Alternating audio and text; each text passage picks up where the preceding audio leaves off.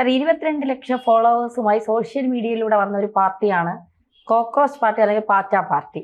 ഇവർ ഇന്നലെ ഡൽഹിയിൽ ഒരു സമരമൊക്കെ നടത്തി. അപ്പൊ നമ്മൾ വിചാരിച്ചു 22 ലക്ഷം പേരൊക്കെ ഈ സോഷ്യൽ മീഡിയയിലുണ്ടല്ലോ, അപ്പൊ ഇവർ വരുമ്പോൾ ഈ ഡൽഹി മുഴുവൻ അങ്ങ് നിറയും, പോലീസിനെ കൊണ്ടോ അല്ലെങ്കിൽ കേന്ദ്ര സേനകളെ കൊണ്ടൊന്നും ഇവരെ നിയന്ത്രിക്കാൻ കഴിയില്ല എന്നൊക്കെ 5 മണി വരെ സമയവും കൊടുത്തു, പ്രതിഷേധത്തിന് അനുമതിയും കൊടുത്തു. പക്ഷേ വിചാരിച്ചതുപോലെ ഒന്നും നടന്നില്ല. ഇതിലൊക്കെ സങ്കടം ദേശീയ മാധ്യമങ്ങൾക്കല്ല. അതായത് ഈ 1000 പേര് അവിടെ പങ്കെടുക്കാൻ വന്നെങ്കിൽ അതിലൊരു 200 പേര് അല്ലെങ്കിൽ 100 പേർക്കധികം മലയാള മാധ്യമങ്ങളായിരുന്നു. അവരെന്തോ വലിയ സംഭവമൊക്കെ കിട്ടും, BJPക്കെതിരെ എന്തൊക്കെയോ സംസാരിക്കാന്നൊക്കെ പറഞ്ഞ് വന്നതാണ്. പക്ഷെ ഒന്നും കിട്ടിയില്ല. യഥാർത്ഥത്തിൽ ഈ പാറ്റകളുടെ ലക്ഷ്യം എന്തായിരുന്നു? ഇതിന് തൊട്ടു മുമ്പ് ഒരു വലിയ പ്രകടനം അവിടെ നടന്നിരുന്നു. ഈ ED പിണറായി വിജയന്റെ വീട്ടിൽ കയറിയില്ലേ? അപ്പൊ MA ബേബിയുടെ നേതൃത്വത്തിൽ ഒരു പ്രകടനം നടന്നിരുന്നു. 7 പേരോ 8 പേരോ ആണ് അതിലുണ്ടായിരുന്നത്. ഇതിനു മുമ്പ് MA ബേബിയുടെ നേതൃത്വത്തിൽ ഡൽഹിയിൽ വലിയൊരു പ്രകടനം നടന്നു. പിണറായി വിജയന്റെ വീട്ടിൽ ED കയറിയല്ലോ, അതിൽ പ്രതിഷേധിച്ചിട്ട് ഉടനെ അവര് AKG ഭവനിൽ നിന്ന് പുറപ്പെട്ടാണ് ഡൽഹിയിലെ. അപ്പൊ ആ മഹത്തായ പ്രകടനത്തിൽ 7 പേരോ 8 പേരോ ആണ് ഉണ്ടായത്. അപ്പൊ MA ബേബിക്ക് തടുത്തു കൂട്ടാൻ പറ്റിയത് ഇത്രയും ആളുകൾ മാത്രമാണ്. ഞാൻ ആലോചിച്ചത് ഈ പാറ്റകളുടെ പ്രകടനത്തിന് MA ബേബിയുടെ ഒരു സംഭാവന ഉണ്ടായിരുന്നു എന്ന് വിചാരിക്കുക. എന്നാലും 8 പേരെയല്ലേ കൊടുക്കാൻ പറ്റുള്ളൂ. ബേബിയുടെ കയ്യിൽ എടുക്കാനായിട്ട് അത്രയും ആളുകളെ അവിടെ ഉള്ളൂ. വേറെ സ്ഥലത്തൊന്നൊന്നുമില്ല. ഇപ്പൊ കേരളത്തിൽ മാത്രമല്ലേ ഉള്ളൂ ഈ CPM എന്ന് പറയുന്നത്. എന്നാ പറഞ്ഞ ആപ്പിന് കുറെ ആളുകളൊക്കെ കൊടുക്കായിരുന്നില്ലേ ഈ പാറ്റ പാർട്ടിക്ക്? കോൺഗ്രസിന് കുറെ ആളുകൾ അങ്ങോട്ട് കൊടുക്കാമായിരുന്നില്ലേ ഈ പ്രകടനത്തിന്, ജന്തർ മന്ദറിലേക്ക് പോകാനായിട്ട്? ഇവര് വിചാരിച്ചത് എന്താണെന്നറിയോ? പോലീസിനോട് അനുവാദം മേടിക്കണം ഒരാഴ്ച മുമ്പ്. ഞങ്ങളിങ്ങനെ നടത്താൻ പോകുന്നു ജന്തർ മന്ദറില്, അതിന് അനുവാദം തരണം എന്ന് പറഞ്ഞിട്ട് ഒരാഴ്ച മുമ്പേ അപേക്ഷ കൊടുക്കണം.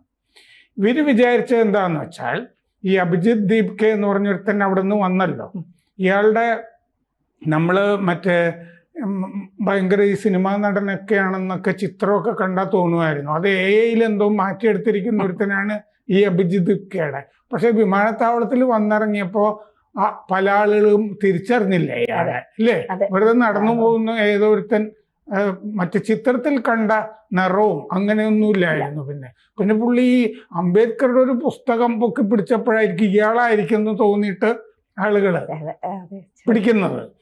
അപ്പൊ ഇയാളുടെ ഇതെന്താന്ന് വെച്ചാ, മറ്റേ പോലീസിനോട് അനുവാദം ചോദിക്കുമ്പോ പോലീസ് നിഷേധിക്കും. നിങ്ങൾക്ക് ഈ പ്രകടനം ജന്തർ മന്ദറിൽ നടത്താൻ അനുവാദമില്ല, കാരണം ഒരാഴ്ച മുമ്പ് നിങ്ങൾ ചോദിക്കേണ്ടതായിരുന്നു. ഇപ്പൊ ചോദിച്ചാൽ ഞങ്ങൾക്ക് തരാൻ നിർവാഹമില്ല എന്ന് മറ്റേ പോലീസ് പറയുമ്പോ, മറ്റേ സ്റ്റേഷന്റെ പുറത്ത് വന്നിട്ട് ഈ ഗീർവാണം പറയുക, ജനാധിപത്യത്തിന് ഈ കശാപ്പ് ചെയ്യുന്നു, ഈ മോദിയുടെ അമിത്ഷായുടെ ഒക്കെ നിർദ്ദേശപ്രകാരമാണ് ഇങ്ങനെ എന്നൊക്കെ പറയുമ്പോൾ ഈ മലയാളം ചാനലുകളൊക്കെ മറ്റേ അനുമതി നിഷേധിച്ചു. ജന്തർ മന്ദറിൽ 2 കോടി ആളുകൾ അവിടെ തടിച്ചു കൂടാനിരുന്നാണ് ഈ വർത്തമാനം പറയാമെന്ന് ഉദ്ദേശിച്ചിരുന്നു. ഇത് കവർ ചെയ്യാനാണ് ഈ മലയാള മാധ്യമങ്ങളൊക്കെ അവിടെ പോയത്. പോലീസ് പുല്ലുപോലെ നടത്തിക്കോ എന്ന് പറഞ്ഞു. അപ്പൊ പെട്ടുപോയി. നടത്തിക്കോ എന്ന് പറഞ്ഞപ്പോ ആളില്ലല്ലോ കയ്യില്. ആളില്ല, ആളിനെ കരുതിയിട്ടുമില്ല. കാരണം നിഷേധിക്കാൻ വേണ്ടിയിട്ടാണല്ലോ ഒരാഴ്ച മുമ്പേ അപേക്ഷ കൊടുക്കാതിരുന്നത്. ഒരാഴ്ച മുമ്പ് കൊടുക്കാമായിരുന്നല്ലോ. ഇതുണ്ടായിട്ട് കുറെ കാലമായില്ലേ ഈ പാറ്റ, കൊടുത്തില്ല. അപ്പൊ ഇത് നിഷേധിക്കാൻ വേണ്ടിയിട്ടാണ് അന്നുകൊണ്ടാ കൊടുക്കുന്നത്. ഇവര് സ്ഥിരം ചെയ്യുന്നത് ഈ പരിപാടി ഇതാ, അന്നുകൊണ്ടാ കൊടുക്കും. അപ്പൊ നിങ്ങൾ ഒരാഴ്ച മുമ്പ് പറഞ്ഞില്ല എന്ന് പറഞ്ഞിട്ട് നിഷേധിക്കും. ഇതിലും അങ്ങനെ സംഭവിക്കുന്നാന്ന് വിചാരിച്ചത്. അത് നടന്നില്ല. നടത്തിക്കോളാൻ പറഞ്ഞു. നടത്തിക്കോളാൻ പറഞ്ഞപ്പോൾ പെട്ടുപോയി. പിന്നെ ഇങ്ങനെയൊക്കെയായി. ഇത് ഞാൻ നോക്കുന്നുണ്ടായിരുന്നു. അപ്പൊ ദേശീയ ചാനലുകളൊക്കെ വേറെ കാര്യങ്ങളൊക്കെയാണ് പറഞ്ഞുകൊണ്ടിരുന്നത്. ഇതിനൊന്നും അവർ മൈൻഡ് ചെയ്യുന്നുണ്ടായിരുന്നില്ല. പിന്നെ ഈ മലയാള ചാനലുകൾ, അതിൽ തന്നെ പുതുതായിട്ട് വന്നിട്ടുള്ള ചില ചാനലുകളൊക്കെ ഇല്ലേ, മറ്റേ ഹൈദരാബാദിൽ നിന്നൊക്കെ ഉള്ളതുമൊക്കെ, ആ ചാനലുകളിലൊക്കെയാണ് ഇതൊക്കെ കാട്ടിക്കൊണ്ടിരുന്നത്. ഇങ്ങനെ ഇത് പൊളിഞ്ഞ് പാളീസായിപ്പോയി. ചെയ്തോളാൻ പറഞ്ഞതോടുകൂടി അത് പൊളിഞ്ഞ് പാളീസായിപ്പോയി. മാത്രമല്ല ഇതിൻ്റെ ടൈമിങ് തെറ്റിപ്പോയി. കാരണം ഈ അഭിജിത്ത് ദീപ്കെ ഞാൻ മഹാനാണെന്ന് വിചാരിച്ചു കൊണ്ടിരിക്കുന്ന സമയത്താണ് അണ്ണാമലയ്ക്ക് ഒറ്റ ദിവസം കൊണ്ട് 14 ലക്ഷം ഫോളോവേഴ്സ് അണ്ണാമലയ്ക്ക് വന്നു. അണ്ണാമല അവിടെ വന്ന് ഇറങ്ങുമ്പോൾ തന്നെ 8 ലക്ഷമായി. അപ്പൊ പാർട്ടിയേക്കാൾ വലിയ പാർട്ടിയായി അണ്ണാമലയുടെ പാർട്ടി ഇല്ലേ? അതാണ് അപ്പൊ ദേശീയ തലത്തിൽ ഒരു താരമായത് അണ്ണാമലയുടെ. ഇവനെ പറ്റി ആർക്കും ഒരു കേട്ടിട്ടില്ലല്ലോ. മറ്റേ ആപ്പിന്റെ കൂടെ നടന്നിരുന്ന ഒരുത്തൻ, പിന്നെ മനീഷ് സിസോദിയ എന്ന് പറഞ്ഞ ഒരാളുണ്ടായിരുന്നില്ല, ഉപമുഖ്യമന്ത്രി. അയാൾ കാശ് കൊടുത്തിട്ടാണ് ഇയാളെ അമേരിക്കയിലേക്ക് അയച്ചത്. ഇവിടെ ഇനി കഥയില്ല എന്ന് പറഞ്ഞിട്ട്. എന്നിട്ട് മനീഷ് സിസോദിയക്ക് നന്ദി പറഞ്ഞിട്ടൊക്കെ അന്ന് പോസ്റ്റ് ഇട്ടിട്ടാണ് അയാൾ പോയത്. അന്ന് ഇയാൾ നമുക്കൊന്നും അറിയാത്തതുകൊണ്ട് നമ്മൾ പോസ്റ്റ് ഇപ്പോഴാണ് വായിക്കുന്നതെന്നേ ഉള്ളൂ. 4-5 കൊല്ലം കഴിഞ്ഞിട്ട് തപ്പിയെടുക്കുമ്പോഴാണ് പോസ്റ്റൊക്കെ ഉണ്ട്.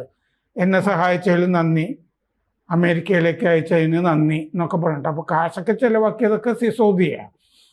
അപ്പോൾ അവിടെ ആളുകൾക്ക് എന്തെങ്കിലും അമേരിക്കയിലുള്ള ഡീപ് സ്റ്റേറ്റിനൊക്കെ താല്പര്യം കാണും. ഇങ്ങനെ ഈ അട്ടിമറി നടത്താൻ ആരെങ്കിലും കിട്ടിയാലോ, അതാണല്ലോ ഉടനെ ഇന്ത്യയിലേക്ക് അയച്ചത്. ഇനിയിപ്പോൾ ഇയാളെ ആരെങ്കിലും മൈൻഡ് ചെയ്യുമോ നാളെ മുതൽ? ഇയാൾ പത്രസമ്മേളനത്തിന് പോയാൽ ഈ 24-ഉം പിന്നെ മറ്റേ ബിഗ് TV അല്ലേ, വേറൊരു ഏറ്റവും വേറൊരെണ്ണം ന്യൂസ് മലയാളം, ഇവരൊക്കെയാണ് ഇത് കാണിച്ചുകൊണ്ടിരിക്കുന്നത്. വേറെ ആരും ഇത്. അപ്പൊ ഇവരെ മാത്രമേ ഇനി ക്ഷണിക്കേണ്ടതുള്ളൂ. ഇവർക്ക് ചായയും പരിപ്പടയൊക്കെ കൊടുക്കുക. അഭിജിത്ത് ദീപ്കെ എന്ന് പറഞ്ഞാൽ അവരെത്ര തവണ പോവും? പരമാവധി 3 തവണ പോവുമായിരിക്കും. അതോടുകൂടി പാർട്ടിയുടെ കഥ കഴിയും. മാത്രമല്ല ഈ മറ്റു പാർട്ടിക്കാര് ഇയാളെ പ്രോത്സാഹിപ്പിക്കുമോ? ആപ്പ് പ്രോത്സാഹിപ്പിക്കുമോ? ഇനി അവർക്ക് അവരുടെ കാര്യം നോക്കണ്ടേ?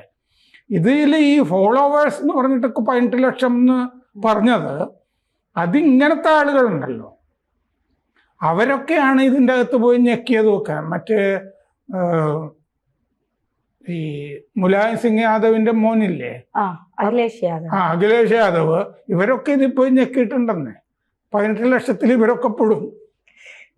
മറ്റേ മോദിക്കെതിരെ, ധർമ്മേന്ദ്ര പ്രധാനെതിരെ എന്തെങ്കിലും ഒരു സാധനം വരുമ്പോൾ എന്നാ പിന്നെ അത് അങ്ങനെ നടക്കട്ടെ. ഈ കർഷക സമരമൊക്കെ അതിന്റെ കൂട്ടത്തിലൊക്കെ CPM ഒക്കെ പോയി നിന്നില്ലേ? സാർ, പൊതുവെ ഇതിലെല്ലാം ഈ മോദി വിരുദ്ധമായ എന്ത് പരിപാടി നടന്നാലും അതിലൊക്കെ രാഹുൽ ഗാന്ധി പങ്കെടുക്കുന്നതാണ്.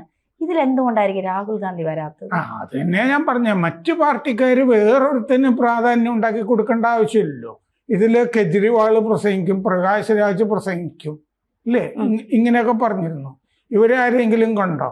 കാരണം ഇവര് പ്രതീക്ഷിച്ചിരുന്നത് അനുവാദം അന്നാണല്ലോ ചോദിക്കുന്നത്. ഇയാൾ ഇപ്പൊ പത്രസമ്മേളനം നടത്തിക്കോളെന്ന് വിചാരിച്ചിട്ട് അവര് മാറി നിന്നാണ്. അവർ ഈ അനുമതി നിഷേധിക്കാതിരിക്കുമ്പോ പറയാനിരുന്നതാണ് രാഹുൽ ഗാന്ധി ഇത് ജനാധിപത്യത്തിന്റെ കശാപ്പാണെന്ന്. അനുമതി കൊടുത്തതോടുകൂടി രാഹുൽ ഗാന്ധിക്ക് അത് പറയേണ്ടി വന്നില്ല. പുള്ളി മറ്റേ ഇതൊക്കെ പോസ്റ്റൊക്കെ റെഡിയാക്കി വെച്ചിരിക്കുകയായിരുന്നു, ഇട്ടോളാൻ പറഞ്ഞിട്ട്. ജനാധിപത്യത്തിനെ കാശാപ്പ് ചെയ്തിരിക്കുന്നു. അവർ വന്നു കഴിഞ്ഞപ്പോൾ അവർക്ക് അനുവാദം കൊടുത്തില്ല. ജന്തർ മന്ദറിൽ ഇത് നടത്തിയാൽ എന്താ എന്നൊക്കെ ചോദിച്ചോടുകൂടിയിട്ട് മറ്റേ MA ബേബിയും അന്ന് മറ്റേ പ്രസ്താവനയൊക്കെ ഇറക്കാൻ ഒക്കെ റെഡിയാക്കി വെച്ചിരുന്നാണ്. നടന്നില്ലത്, പൊളിഞ്ഞുപോയി. ഇതാണ് സംഭവിച്ചിരിക്കുന്നത്. കൂടുതൽ വാർത്തകളും വിശേഷങ്ങളും നിങ്ങളിലേക്ക് എത്താൻ ABC മലയാളം സബ്സ്ക്രൈബ് ചെയ്യുക, ബെൽ ബട്ടണും അമർത്തുക.